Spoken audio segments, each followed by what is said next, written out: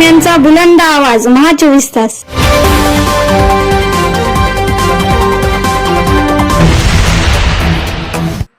नांदेड जिल्ह्यामध्ये 9 विधानसभा मतदारसंघामध्ये मतदानाला सकाळी 7 वाजल्यापासून सुरुवात झाली होती। नांदेड जिल्ह्यामध्ये 9 विधानसभा मतदारसंघात 165 उमेदवार रिंगणात आहेत, तर हदगाव हिमायतनगर मतदारसंघात 24 उमेदवार रिंगणात आहेत।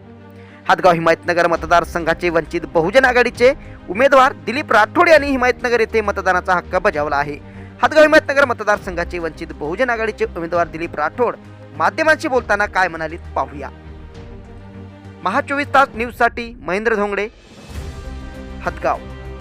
मतदान केला, काय पहिली प्रतिक्रिया आहे, काय सांगता? आपण विजयाच्या दिशेने आहोत।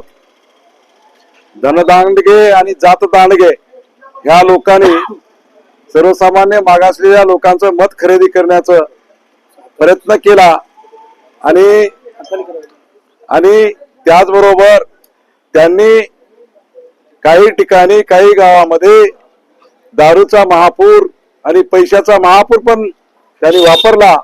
परंतु या धनदांडगे आणि जातदांडगे या लोकांना माझं आव्हान आहे की इथला जो मतदाता आहे मागासलेला, तो मतदाता माझ्या पाठीशी आहे आणि जरी त्यांनी पैशाचा महापूर जरी वापरलेला असेल तरी त्या लोकांनी जे आहे त्यांचे जे आमिष आहे त्या आमिषाला ही लोक बळी पडणार नाहीत, पैसे घेतील परंतु मतदान मलाच करतील।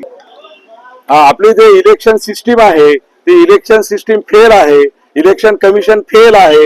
कारण का तर आपण जे आहे आदर्श आचारसंहिता जी आहे त्या आदर्श आचारसंहितेचं हे सर्व काही उल्लंघन आहे आणि या ठिकाणी धनदांडगे आणि जातदांडगे जी काही मंडळी आहे ह्या मंडळीनं जो काही या ठिकाणी पैशाचा मतदाराबरोबर जो व्यवहार केला आहे तो बेकायदेशीर आहे आणि अशा उमेदवाराला इलेक्शन कमिशनने त्यांच्यावरती योग्य कारवाई करणं हे आपल्या भारतीय राज्यघटनेने दिलेल्या अधिकारानुसार योग्य राहील।